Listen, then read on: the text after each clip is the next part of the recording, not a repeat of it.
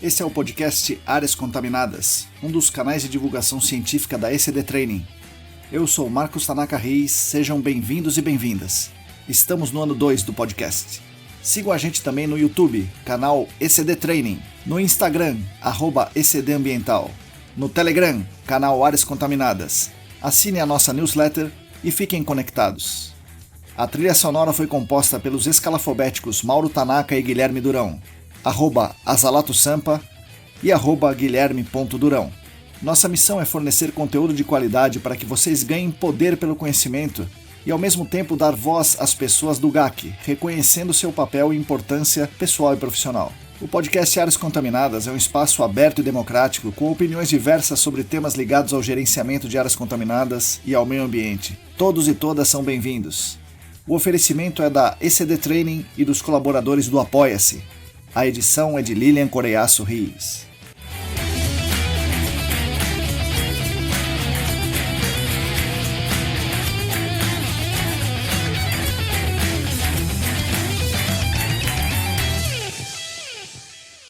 Olá, para todo mundo que está aí lavando a louça, passando aspirador.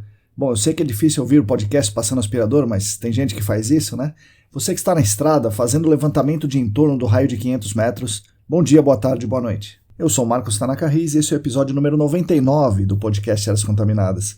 Ele é o 12º do ano de 2022. O nosso podcast, como vocês sabem, é editado por Lilian Coreiaço Rios e oferecido pelos nossos maravilhosos colaboradores do Apoia-se. O podcast Áreas Contaminadas conta com o patrocínio master da Clean Environment Brasil, que comercializa produtos e tecnologias para investigação e remediação de áreas contaminadas. Acesse o site da Clean em www.clean.com.br. Contamos também com os patrocinadores Ouro, o laboratório E-Consulting e a Vapor Solutions, e também com o patrocinador Prata, a LabCris Análises Ambientais. Agradeço demais a companhia de todas e todos vocês. É uma grande honra para mim ter vocês aqui conosco, nos cedendo seu valioso tempo, sua valiosa atenção. Como vocês já sabem, os nossos canais são mantidos com a ajuda financeira dos colaboradores financeiros do Apoia-se. Quem quiser e quem puder contribuir financeiramente conosco, ajudará a ECD, com certeza, e também ajudará toda a nossa comunidade. Para fazer essa contribuição, é só acessar o site apoia.se/ECDambiental.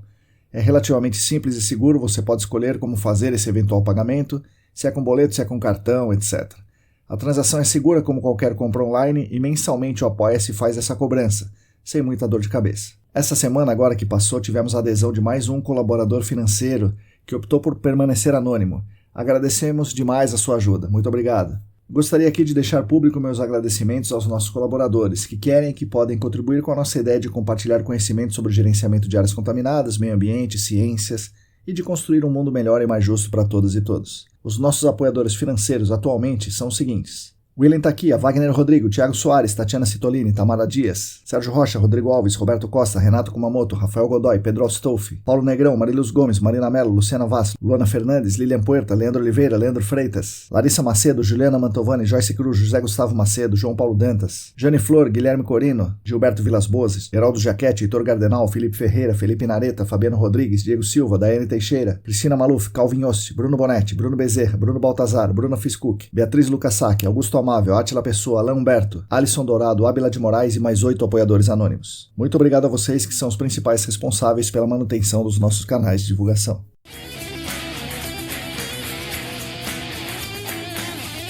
Bom, esse aqui vai ser mais um episódio especial, mais curto, técnico, direto ao ponto, onde eu vou fazer uma explanação com comentários sobre um tema específico.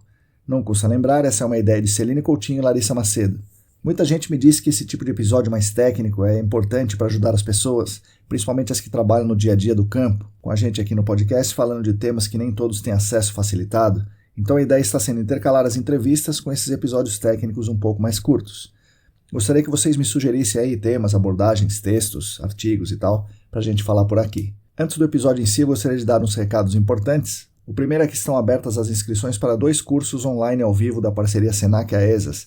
Esses 2 cursos vão ocorrer no mês de abril. Um deles é de investigação de substâncias inorgânicas, que ocorrerá às segundas e quintas, sempre de manhã das 8 ao meio-dia. Outro curso é de sondagem e amostragem de solo, que vai ocorrer às terças e sextas, também das 8 ao meio-dia.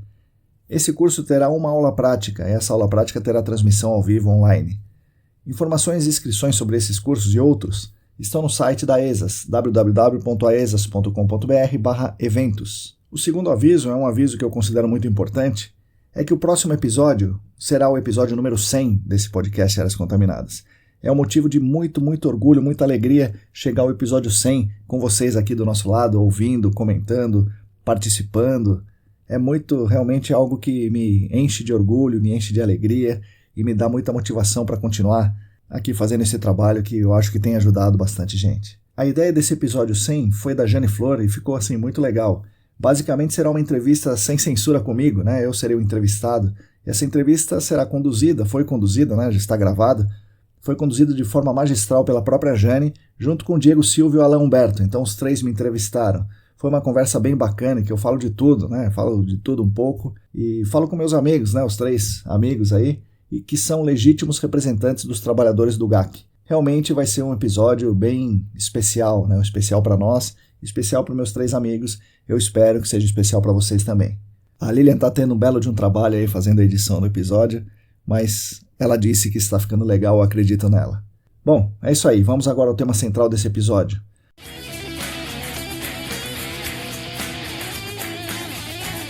Muita gente me pergunta, o que eu faço quando eu tenho que investigar maiores profundidades? O que eu faço para não levar a contaminação para baixo, para eu não me arriscar a piorar o cenário?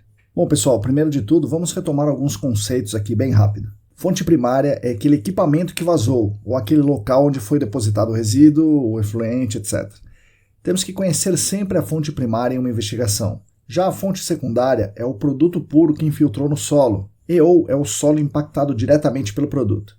Chamamos aqui em Sorocaba de solo empapado pelo produto, ou solo empaçocado com o produto. Então eu imagino que vocês conseguem imaginar isso, né? Um solo empapado, solo empaçocado pelo produto que vazou. Para esse episódio aqui, vamos considerar que esse produto é um líquido e é immiscível, ou seja, é um produto oleoso que não se mistura muito bem com a água, sendo, portanto, uma fase líquida immiscível, ou na sigla em inglês é um NAPL, Non-Aqueous Phase Liquid, NAPL, né? Esse produto pode ser mais denso que a água, e se ele for mais denso que a água, ele é um DNAPL, um Dense NAPL, ou pode ser menos denso que a água, ou LNAPL, né? Light NAPL. Seja como for, esse NAPL será a fonte secundária, junto com o solo empapado por esse produto. Não vamos aqui nesse episódio tratar de contaminantes cuja fonte seja sólida, como metais, por exemplo, pois é mais difícil esses metais atingirem estratos mais inferiores, a não ser que estejam em fase dissolvida. E aí nós vamos falar de fase dissolvida nesse episódio, né? Mas não como uma fonte secundária, né? Mas sim como fase dissolvida mesmo, aquilo que particionou da fonte para a água subterrânea. Da mesma forma, líquidos extremamente viscosos, com solubilidade quase zero, com elevada afinidade à matéria orgânica do solo, como o PCB, também nós não vamos falar aqui, porque é extremamente difícil esse produto immiscível se mover. Então você não vai levá-lo para baixo. Nós não vamos falar desse tipo de produto aqui. Enfim, os primeiros conceitos importantes são de fonte, como eu já falei, né? Massa, né? A fonte é onde está a maior parte da massa, e aí devemos lembrar isso, né? Que a grande massa está na forma de produto immiscível ou no solo empaçocado. A grande massa está na fonte secundária. Tipicamente mais de 90%, talvez 99% de toda a massa está na fonte secundária.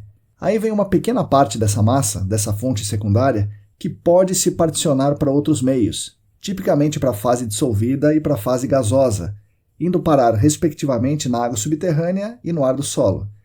E é essa partição, embora com uma massa muito inferior à massa que está na fonte secundária, mas é essa partição que poderá causar risco algum bem a proteger, uma vez que essa é a massa móvel, embora menor, ela é a massa móvel.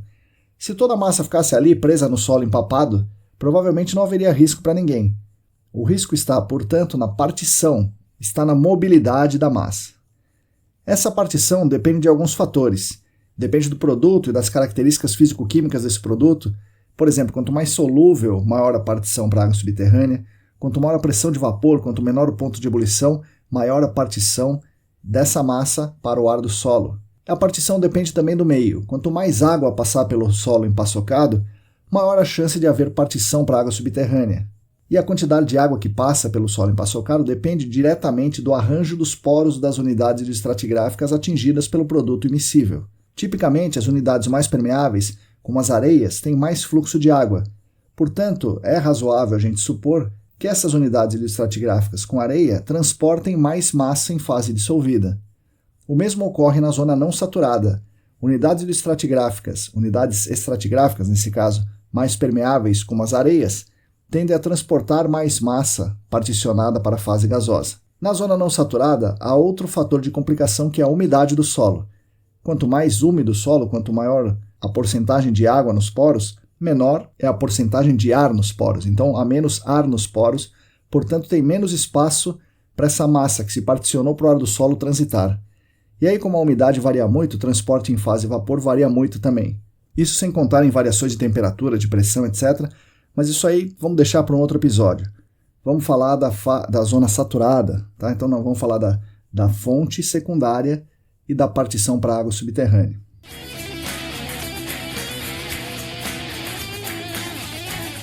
E aí, muito bem, no nosso caso aqui, qual é o grande problema de arrastarmos contaminação para baixo? Essa é a pergunta do episódio.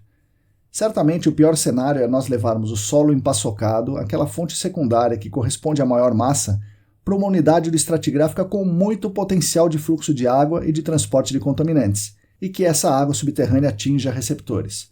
O caso clássico da grande lambança é levarmos produto immiscível, um produto immiscível, a fonte secundária, para o aquífero fraturado, pois as fraturas conduzem tanto o produto immiscível quanto a água, que dissolve esse produto immiscível, e ainda são potencialmente exploráveis, ou, no caso dos aquíferos, são explotáveis como um aquífero para o consumo humano.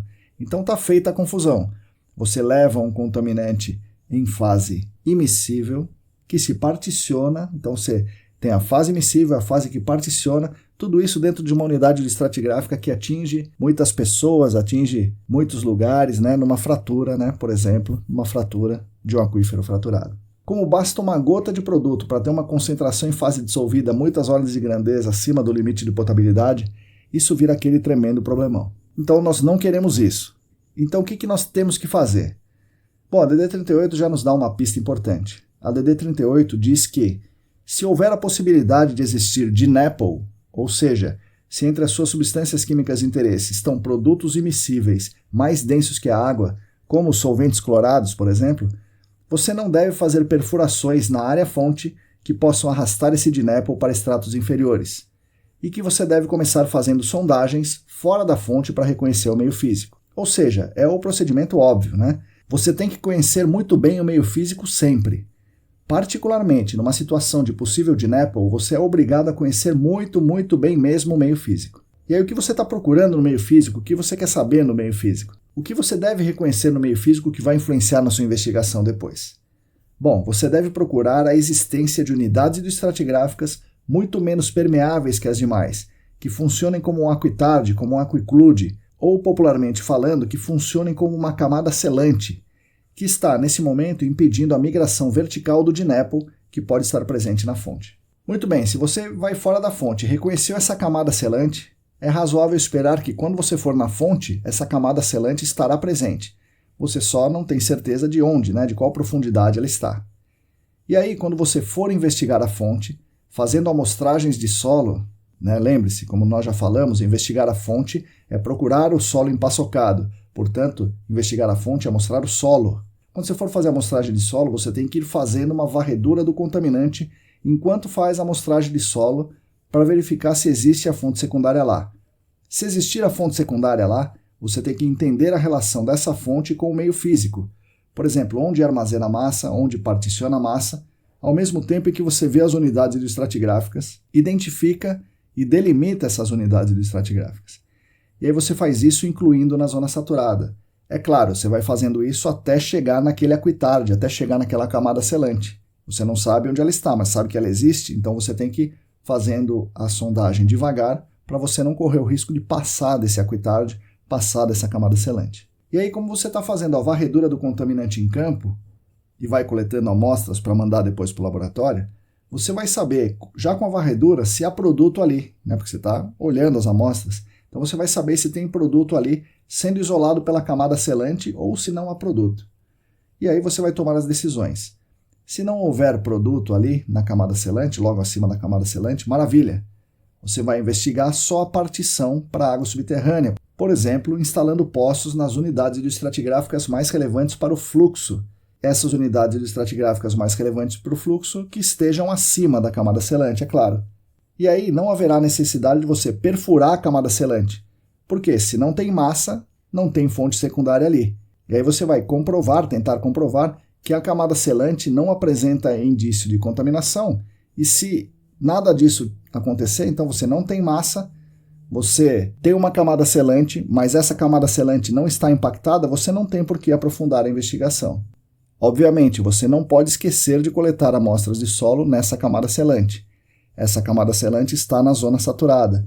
Então, por favor, pessoal, coletem amostras de solo na zona saturada para mandar para o laboratório, especialmente dessa camada selante, se você encontrou. Beleza, então você não encontrou o contaminante, você não tem por que aprofundar, acabou o problema.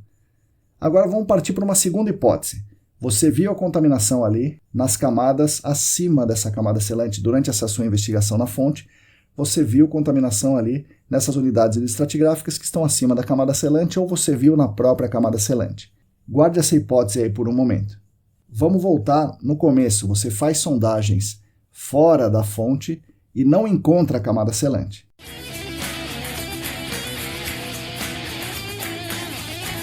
Na sondagem fora da fonte, você não viu nenhuma camada selante clara daquelas argilonas bacanas, argilas rijas, famosas na bacia de São Paulo. E aí, o que você vai fazer? Bom, nesse caso você vai investigar a fonte, com muito cuidado, e vai avançando a sondagem para a amostragem de solo, reconhecendo as unidades estratigráficas e fazendo as varreduras para identificar a contaminação. Em geral, o solo empaçocado e o produto vão ficar ali nas zonas de armazenamento, ou nos solos mais finos, como as argilas. Aí, se você se deparar com essa fonte secundária, você achou. Parabéns, Pode, nesse caso, descer um pouco a sondagem com muito cuidado e reconhecendo o potencial problema e ver se essa unidade tem uma grande distribuição do seu produto. Porque, na ausência da camada selante, pode ser que o contaminante já tenha descido e aí você não vai agravar o problema. Você pode seguir a sua investigação de certa forma tranquilamente, porque você não tem uma camada selante. Em resumo, se não houver camada selante clara, você vai controlar a sua investigação na fonte com a varredura que você vai estar fazendo nessa investigação da fonte. E aí você pode estar se perguntando assim, mas espera aí, você não falou em outros episódios que não podia misturar unidades estratigráficas? Por que você está dizendo para avançar a sondagem para amostragem de solo? Você não está misturando as coisas aí? Bom, pessoal, eu falei em outros episódios que não era para misturar as unidades estratigráficas dentro de um poço de monitoramento, porque nesse caso esse poço estaria medindo uma média de todas as unidades estratigráficas e poderia levar por dentro do poço que está instalado contaminação particionada em fase dissolvida de uma unidade para outra, além de misturar a condutividade hidráulica de uma com a outra, potencial hidráulico e tudo mais. E aqui não estamos falando de poço ainda, estamos falando de amostragem de solo, então de sondagem para amostragem de solo. Ainda assim, durante a sondagem para amostragem de solo pode haver carreamento de contaminantes de cima para baixo, ainda que não esteja passando a camada selante. Sim, pode haver esse carreamento. E como evitamos isso? Bom, depende da ferramenta usada para amostragem de solo. Imagine que você esteja seguindo a norma 16434 certinha, de amostragem de solo para substâncias voláteis, e está usando o amostrador liner, fazendo a sondagem por cravação contínua ou direct push. Se você está fazendo tudo isso, você pode estar fazendo single tube com furo aberto, o amostrador de tubo único com furo aberto, amostrador de tubo único revestido por hollow, dual tube, que é o tubo duplo, ou piston sampler, o amostrador de pistão. Se for o single tube revestido por hollow, é fácil.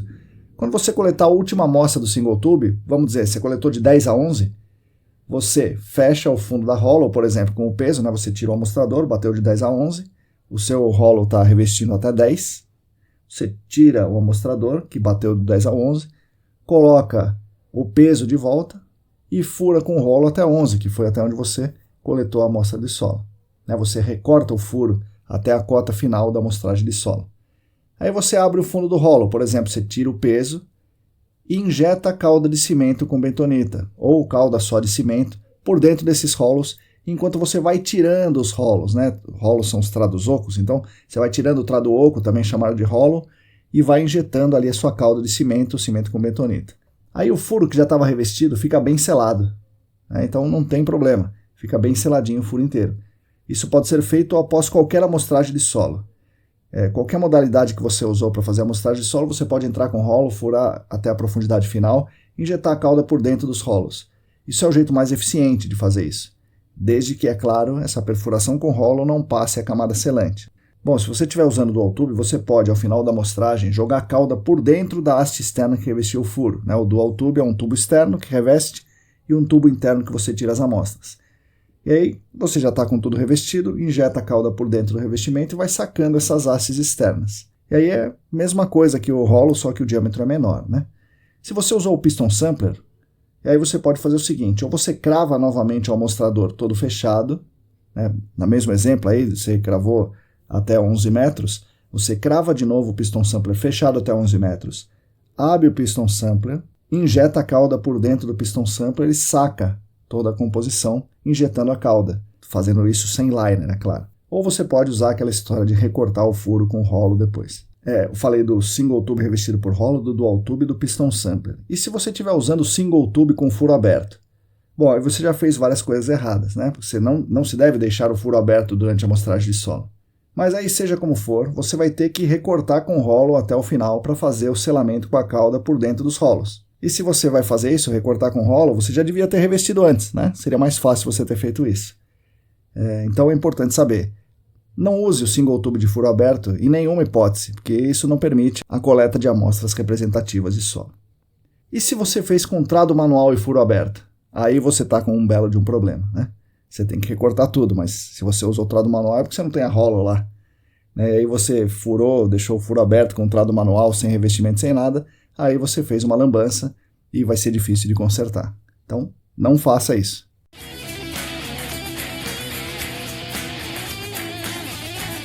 Bom, mas depois de investigar a fonte, a gente deve investigar a partição para água subterrânea, certo? Sim, você vai investigar a fase dissolvida, ou seja, a massa que se particionou para a água subterrânea. Normalmente para isso usamos postos de monitoramento, embora haja outras opções, né, como já falei em outros episódios aqui. Enfim, esses postos de monitoramento devem ser instalados na unidade do estratigráfica mais relevante para o fluxo. Vamos para a hipótese de haver uma camada selante primeiro, tá? Então vamos lá, tem camada selante, então nós vamos voltar na história da camada selante agora.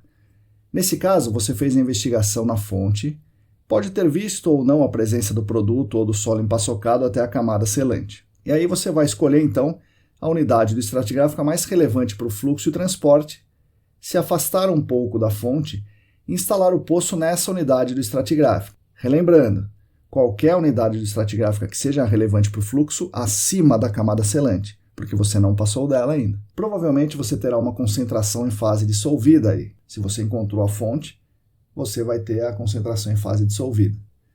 Se você não encontrou a fonte, talvez você encontre a concentração particionada em fase dissolvida, talvez não. Mas se você encontrou, você deve delimitar verticalmente essa fase dissolvida? Na minha opinião, não. Você já tem a maior massa, que é a fonte secundária, já tem a maior partição, que é essa unidade do estratigráfica que você escolheu e está andando a fase dissolvida por ela. Tem evidência que a concentração no solo na camada selante é pequena ou inexistente, porque, como eu falei lá atrás, você tem que coletar uma amostra de solo nesse aquitard, né, nessa camada selante e mandar para o laboratório, né, e você vai ter uma evidência que não tem contaminante ali. Então você não vai precisar aprofundar. Você tem todas as evidências que você não precisa aprofundar a sua investigação. Isso se você encontrou a massa, né, na fonte secundária, porque se você não encontrou a massa na fonte secundária, não tem por que fazer poços, e muito menos poços em unidades mais profundas. O que você tem que fazer é encontrar a massa. Agora, e se nessa situação você não tem uma camada selante clara, né? Vamos voltar para essa hipótese, não tem uma camada selante clara.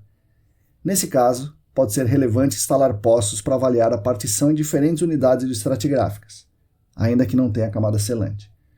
Como instalar os poços mais profundos? E aqui, sem camada selante, você tem que tomar muito cuidado. Nessa hipótese, mesmo sem uma camada selante, se você investigou e a massa está, digamos, ali de 3 a 4 metros, você instala um poço em 4,5, uma unidade estratigráfica relevante para a partição, e encontrou concentração dissolvida, pode não ser seguro instalar um poço ali do lado, na próxima unidade de fluxo, digamos, a 7 metros. Na minha opinião, é melhor não fazer isso, porque você já tem a fonte secundária investigada, delimitada, quantificada, tem a partição mais relevante mapeada, não tem por que você arriscar e avançar sua perfuração ali perto da área fonte sem uma camada selante. Agora, e se você for obrigado a fazer isso, seja por qual motivo? Você é obrigado, você vai ter que investigar mais profundo. Aí não tem, o seu argumento não funcionou e você tem que fazer isso e ponto final. Bom, se você realmente tiver que aprofundar a investigação da partição para a fase dissolvida, instalando outro poço mais profundo, recomendo que você faça isso fora da fonte secundária.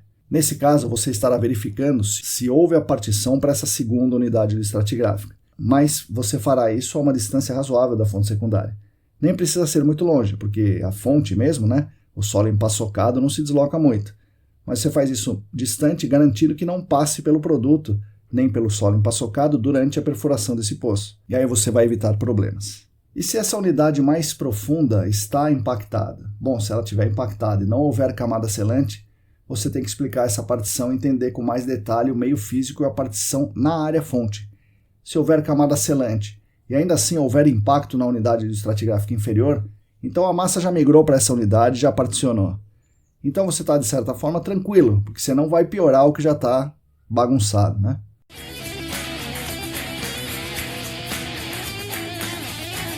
E aí, a essa altura do episódio, você deve estar se perguntando, mas peraí, e o dual casing? E o double casing, aquele poço multirrevestido?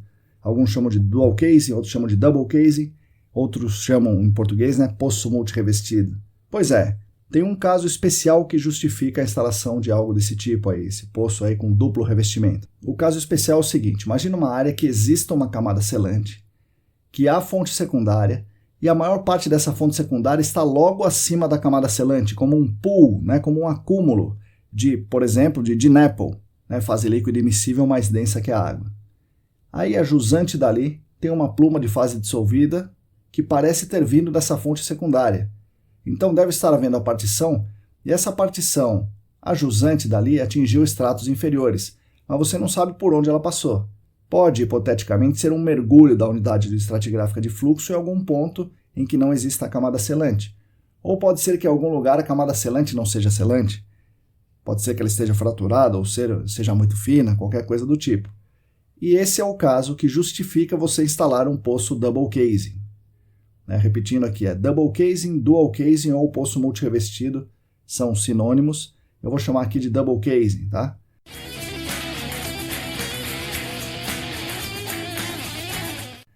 Vou começar pelo final. Qual é o objetivo do double casing?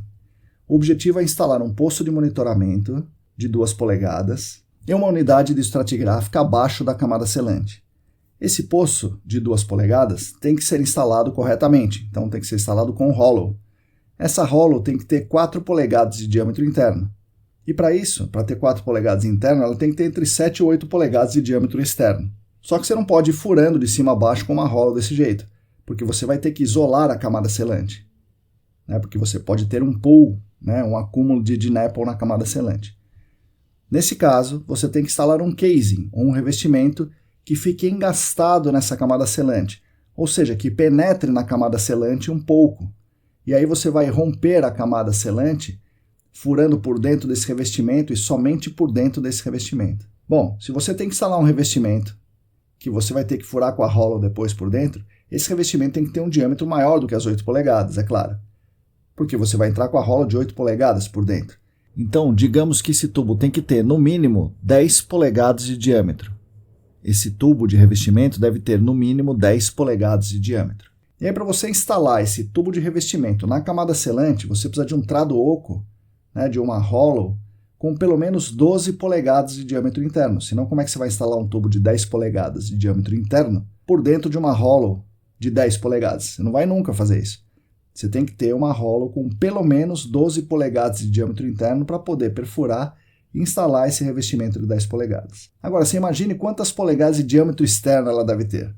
No mínimo, umas 16 polegadas. Provavelmente vai ter 18 polegadas de diâmetro externo. Imagine primeiro o torque da máquina necessário para fazer isso. Furar com 18 polegadas de diâmetro externo e 12 polegadas de diâmetro interno. Agora você imagina o tamanho do furo que foi feito e a quantidade de solo contaminado, porque o solo está contaminado ali, que será perfurado e trazido para a superfície. E se não tiver contaminado o solo ali, você não precisa do double casing. Então o solo com certeza estará contaminado nessa hipótese. E aí, por fim, imagine o trabalho que vai dar isso aí. Imagine o grau de expertise, de experiência, de habilidade dos operadores da máquina e dos sondadores. Não é qualquer um que faz isso, pode ter certeza. Então você tem que furar com 18 polegadas, ou 16 ou 18 polegadas externo, de modo que tenha 12 polegadas interno, furar, chegar na camada selante, engastar o seu rolo ali, instalar esse poço, que é um revestimento, esse revestimento de 10 polegadas, colocar ele certinho ali na posição, selar tudo isso aí muito bem selado enquanto você saca as suas rolos gigantes. E o revestimento tem que ficar lá. Você vai sacar as rolos e o revestimento tem que ficar lá no lugarzinho. Legal. Depois você tem que furar com sua rola de 8 polegadas por dentro do revestimento, tomando um baita cuidado para não estragar o revestimento, para você poder perfurar a camada selante e atingir a unidade do estratigráfica mais abaixo.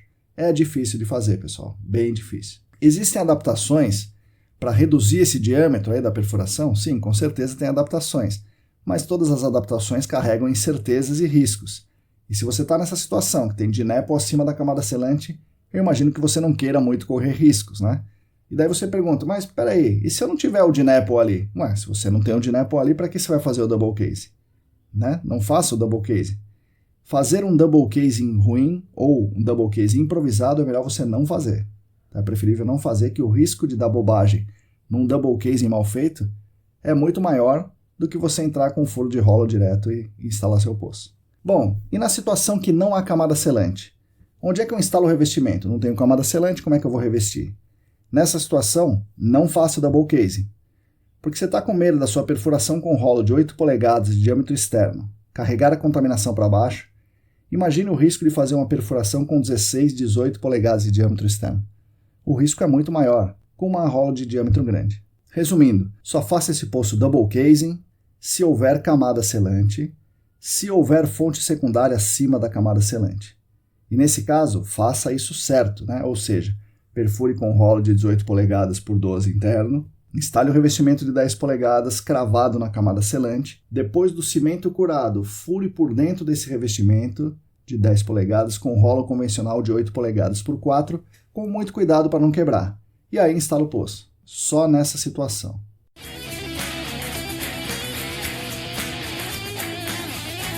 Bom, e se a camada inferior que você quer investigar for a rocha, e tivemos a suspeita que as fraturas, né, que o aquífero fraturado está contaminado, então a gente vai ter que investigar o aquífero fraturado. Bom, nesse caso, o primeiro passo, como sempre, né, é investigar muito bem a fonte secundária, mas muito bem mesmo, como a gente falou aqui. A seguir, você vai investigar a água subterrânea, né, para verificar a partição nas unidades hidroestratigráficas mais superiores. Se ainda assim houver a suspeita e for necessário instalar um poço no fraturado, é fundamental você revestir, inicialmente, toda a camada de solo. Esse revestimento aí, de toda a camada de solo, pode ter 6 polegadas, então é possível usar rolos de 8 polegadas de diâmetro interno por 12 ou 14 de diâmetro externo. Então não é tão grande, é grande, mas não tão grande. E aí você instala esse revestimento de 6 polegadas até chegar na alteração da rocha, porque mais do que isso você não consegue com rolo. Depois disso que você instalou certinho, você vai usar uma sonda rotativa e descer o revestimento H da sonda rotativa, e o revestimento H da sonda rotativa tem mais ou menos 4 polegadas. Você vai descer esse revestimento por dentro daquele revestimento que você instalou e cravar esse revestimento H na rocha sã. Então você vai fazer a perfuração com o revestimento, a sapata, tudo, passando daquela camada de alteração que você instalou, aquele revestimento inicial, entra na rocha sã, pelo menos meio metro, eu recomendo 1 metro na rocha sã, e aí você vai deixar esse revestimento lá perdido. Você vai deixar o revestimento, vai perder o revestimento, vai perder a sapata. A seguir você entra com o barrilete HQ, né? Barrilete H de pouco menos de 4 polegadas, coletando testemunhos de rocha, para você entender naquele local como estão as fraturas. Quando você encontrar a sua fratura de interesse, aí você instala o poço. Nesse caso, a água entrará no poço somente pela fratura. Todo o resto acima dele está revestido, né? E muito bem revestido, com o revestimento que você instalou no solo até a rocha alterada, o revestimento que está revestindo toda a rocha alterada, e você está com esse poço somente na rocha sã, somente na fratura. E aí, além da instalação do poço, é ideal você fazer uma avaliação das amostras de rocha, como você faz nas amostras de solo. Avaliar as amostras de rocha para verificar se há contaminação nessas amostras de rocha. E eu não vou explicar aqui como é que faz isso. Para isso, vocês procurem saber como é feito, né? O método chama método DFN. Né? DFN é Discrete Fracture Network. Esse método foi popularizado pela Beth Parker e está muito bem descrito em português nas teses do Paulo Loicasek Lima e da Daphne Pino. Então, vocês podem ler aí sobre o método DFN nas teses dos dois e vocês vão entender certinho como é que funciona.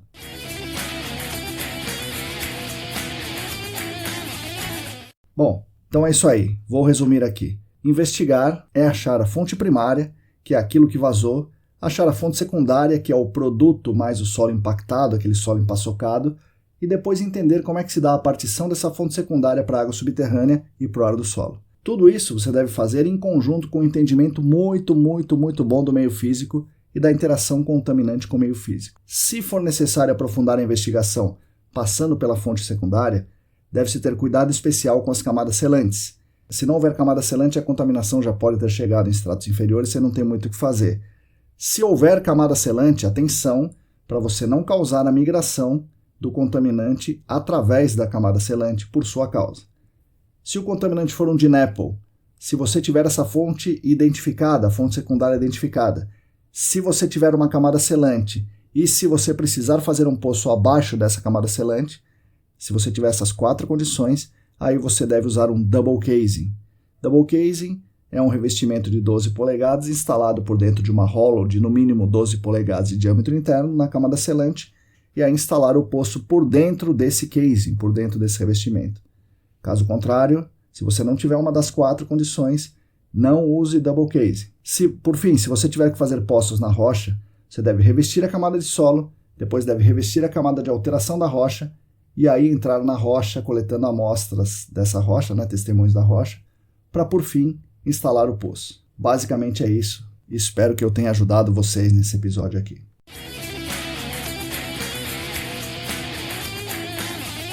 Agradeço mais uma vez a atenção de todos e todas vocês. Aguardo suas críticas, sugestões, comentários, opiniões e tudo mais. Agradeço novamente aos nossos patrocinadores, a Clean Environment Brasil como patrocinadora Master, o Laboratório A Consulting e a Vapor Solutions como patrocinadores Ouro e a LabCris Análises Ambientais como patrocinadora Prata. Não se esqueçam, semana que vem teremos o episódio 100. É uma entrevista comigo, onde os entrevistadores serão Jane Flor, Alain Humberto e Diego Silva. Vai ser uma conversa muito legal, vocês vão gostar muito. Enfim, nós da ECD Training aqui, junto com vocês, continuaremos sempre lutando por um mundo melhor e mais justo para as futuras gerações, para todas e todos nós. Sigam a gente no YouTube, no Telegram, no Facebook, no Instagram. Assinem a nossa newsletter está muito legal e fiquem conectados conosco. Somos atualmente em 511 assinantes da newsletter, 427 inscritos no canal do Telegram, 950 inscritos no canal do YouTube, quase 900 seguidoras e seguidores no Instagram e temos 48 apoiadores financeiros no Apoia-se.